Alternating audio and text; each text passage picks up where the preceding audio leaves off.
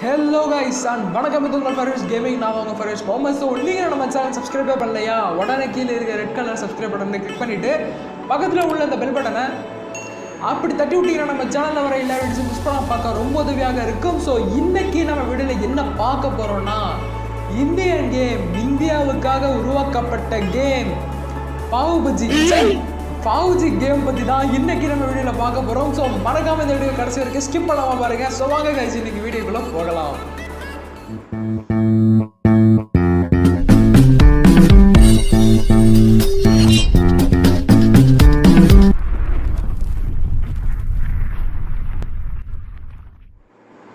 So இன்னைக்கு நம்ம வீடியோவில் பாவுஜி கேமில் என்னென்னலாம் பார்க்க போகிறோம்னா, பாவுஜி கேம் பிளே, அதுக்கப்புறமேட்டு பாசிட்டிவ், அதுக்கப்புறமேட்டு நெகட்டிவ், ஓவரால் இந்த கேம் சூப்பராக இருக்கா இல்லை மொக்கையாக இருக்கா அப்படின்னு பார்க்க போகிறோம்.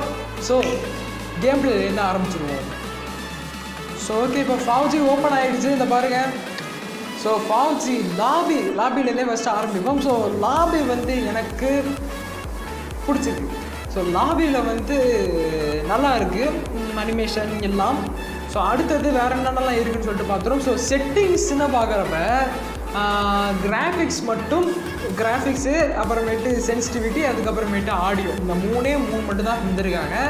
ஸோ செட்டிங்ஸ் எதுவும் பெருசாக சொல்கிற அளவுக்குலாம் எதுவும் பெருசாக இல்லை. ஸோ இப்போ பிளேன்னு கொடுத்தோன்னா 3 மோடு இருக்குது. அதில் கேம்பைன், அதுக்கப்புறமேட்டு team death match and battle Royal. So இந்த 3 மோடில் ஒரே ஒரு மோடு தான் அவைலபிளாக இருக்குது இப்போ வரைக்கும். பாக்கி 2 வந்து அப்டேட்டில் கொடுப்பேன், கம்மிங் சூன் அப்படின்னு சொல்லிட்டு போட்டிருக்காங்க. ஸோ இப்போ முதல் மோடு அவைலபிளாக இருக்குது. அந்த ஒரே ஒரு மோடு என்ன அப்படின்னா கேம்பைன். ஸோ கேம்பைன்னா வேறு ஒன்றும் இல்லை நண்பா, டோரா புஜி மாதிரி அப்படின்னு சொல்லிட்டு ஒரு மிலிட்ரி பேஸாக போய் நம்ம எளிமையை அடிக்கிறது தான், வேற ஒன்றும் இல்லை, சிம்பிள் தான் கேம்பைன்னா. ஸோ இப்போ நம்ம கேம் விளையாடுவோம். ஸோ கேம் எப்படி இருக்குன்னு சொல்லிட்டு பார்த்துருவோம். ஸோ பாவுஜியோட ஸ்டோரி லைன் வந்து ரொம்ப சிம்பிள் தான். அதாவது இந்தியா பார்டர் லைனில் எனிமீஸ் வராங்க. ஸோ அந்த எனிமீஸ் வந்து இந்தியா நாட்டுக்குள்ளார அத்துமாரி பூந்துடுறாங்க.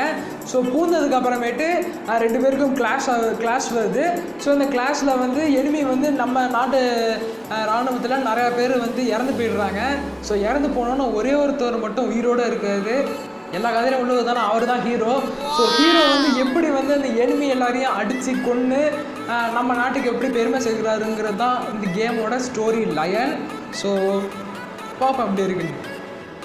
ஸோ இதில் ஒரு விஷயம் என்னென்னா, இந்தியாவுக்காக உருவாக்கப்பட்ட கேம் இந்தியன் கேம்னு சொல்கிறாங்க. ஆனால் இதில் வெறும் ஹிந்தி லாங்குவேஜஸ் மட்டும்தான் இருக்குது. அதுக்கு பேசாமல் வெறும் இங்கிலீஷ் மட்டுமே வாய்ஸ் ஓவர் கொடுத்துட்டு போயிருக்கலாம். வெறும் ஹிந்தி மட்டும் கொடுத்துருக்காங்க. இந்தியாவில் நிறையா பேர் நிறையா மொழி பேசிக்கிட்டு இருக்காங்க.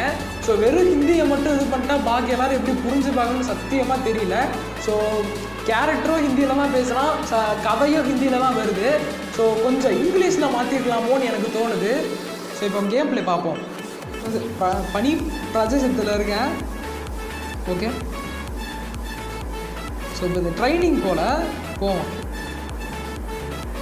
ஆனால் எல்லா ஆர்மியிலும் நான் கன்னை வச்சு சுட்டு பார்த்துருக்கேன், கையை வச்சு அடித்து இன்றைக்கி தானே பார்க்குறேன். போவோம்.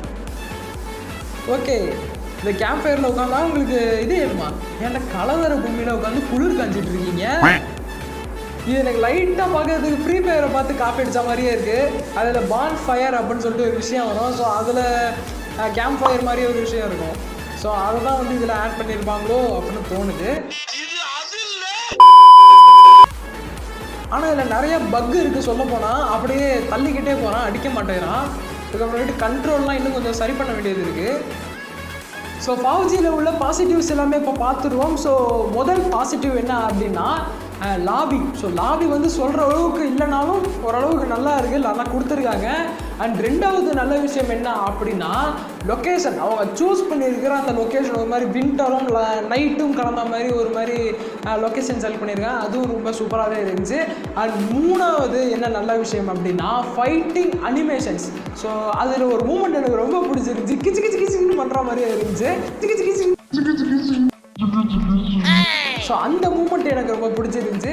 ஸோ பாவுஜியில் பார்க்கக்கூடிய நெகட்டிவ்லாம் என்ன அப்படின்னா லாங்குவேஜ்.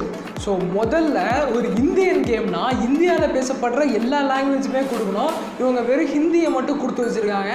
அட்லீஸ்ட் ஒரு இங்கிலீஷ் லாங்குவேஜாச்சும் கொடுத்துருந்துக்கலாம் வாய்ஸ் ஓவரில். பட் இவங்க ஹிந்தி மட்டும் கொடுத்து வச்சுருக்கிறதுனால ஒரு லாங்குவேஜ் மட்டும் நல்லா ஏற்றி பேசுகிற மாதிரி இருக்குது.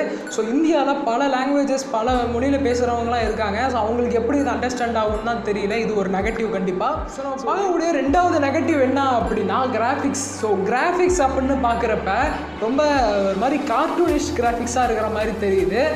ஃபோர்ட்நைட்டே நைட் மோடில் மாற்றினா எப்படி இருக்கும் அந்த மாதிரி இருக்குது.